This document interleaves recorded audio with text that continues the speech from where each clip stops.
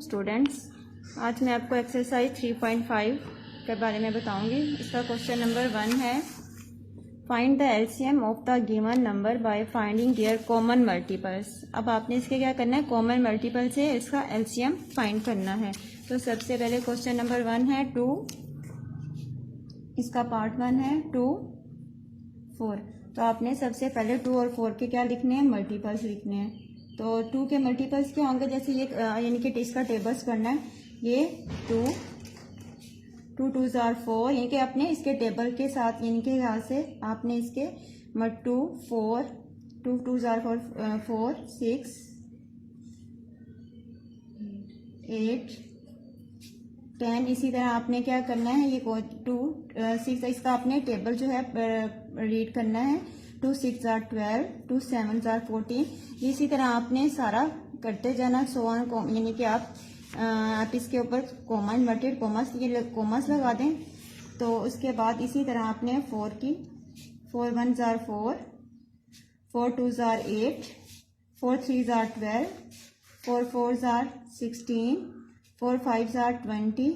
तो ये जो है इसी तरह आपने इसके आगे टेबल्स को पढ़ते जाना है, या आप इस तरह कॉमास लगा दें कुछ फाइंड करने के बाद।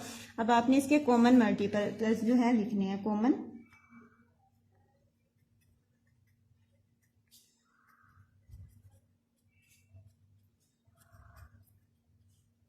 देखिए अब इसके कॉमन मल्टीपल्स कौन कौन से हैं, 4 और इसके अलावा 4 8, ऐसे आप इसके पेयर 4 8 और ये आगे 12। तो अब देखें 4 8 12, ऐसे बहुत सारे होंगे। आप जैसे आप टेबल पढ़ते जाएंगे तो बहुत सारे आएंगे, लेकिन 4 8 12। तो अब आपने क्या करना है, इसका एलसीएम, एलसीएम होता है लीस्ट यानी कि कॉमन जो है उसका लीस्ट कॉमन स्क्वायर, ठीक है। लीस्ट कॉमन मल्टीपल्स जो हैं वो आपने लीस्ट कॉमन का मतलब है सबसे लास्ट वाली, यानी कि क्या आएगा इसमें, देखिए लीस्ट कॉमन मल्टीपल क्या आ जाएगा हमारे पास, 12 आ जाएगा। तो ये इसी तरह जो है आपने बाकी सारे बार्स भी करने हैं, ठीक है। अब क्वेश्चन नंबर एक्सरसाइज 3.5 का क्वेश्चन नंबर 2 है, find the LCM of the following numbers by prime factorization method. आपने इसका एलसीएम भी लेना, लेकिन आपने क्या करना है, प्राइम फैक्टराइजेशन मेथड से लेना है, ठीक है। क्वेश्चन नंबर 2,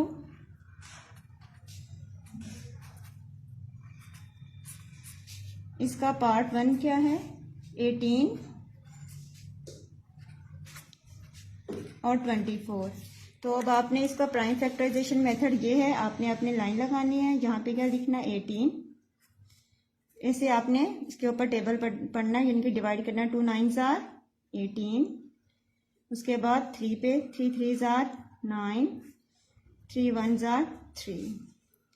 इसी तरह आपने 24 को करना है। देखें अब ये किस पे टेबल पे जाएगा, 2 पे जाएगा। 2 1s are 2 2 2s are 4।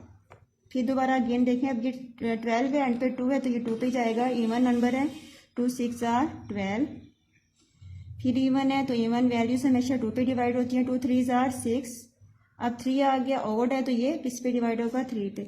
इसी तरह आपने इसकी ये जो मल्टीपल्स आए ये आपने इसके वो लिख लेने। 18 के क्या है, 2 3 और 3। इसी तरह आपने 24 के अब लिख लेने हैं, 2 2 2 मल्टीप्लाई बाय 3। इसी तरह देखें अब आप इसके फैक्टर्स बना लें, 2 इसके पेयर्स बना लें, 2 और ये 3 का।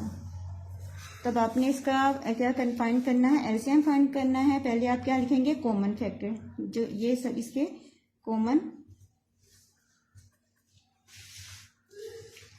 इसके कॉमन फैक्टर आप लिख लें पहले। कौन कौन से हैं, 2 मल्टीप्लाई बाय 3, क्योंकि एलसीएम फाइंड करने के लिए कहा गया तो इसके लिए होता है कि कॉमन फैक्टर। अब हम एक नीचे से लिखेंगे नॉन कॉमन फैक्टर। तब देखें अब आप इसको लिख लें 3 मल्टीप्लाई बाय, जो सारे बच चुके हैं वैल्यूज उन सबको आपने लिख लेना है। अब देखें इसको मल्टीप्लाई करें, 3 2s are 6 और नॉन कॉमन फैक्टर की वैल्यूज क्या है, 2 2 जार 4, 4 3 जार 12। तो अब आपने एलसीएम फाइंड करने के लिए क्या करना है, एलसीएम फाइंड करने के लिए क्या करना है, कॉमन फैक्टर और मल्टीप्लाई बाय, आपने नॉन कॉमन फैक्टर को मल्टीप्लाई करेंगे तो आपका आंसर आ जाएगा 12 6 जार 72। तो ये आपके पास इसका आंसर आ गया। इसी तरह आपने बाकी सारे जो हैं सवाल जो हैं करने हैं इसी पार्ट के। अब क्वेश्चन नंबर 3 है, find the LCM by using the division method. अब आपने इसको डिवीजन मेथड के जरिए करना है, ये वाला जो पार्ट है। क्वेश्चन नंबर 3, इसका पार्ट 1 है 27, 81 और 54। अब देखें आप लॉन्ग डिवीजन मेथड के जरिए इसको करेंगे हम।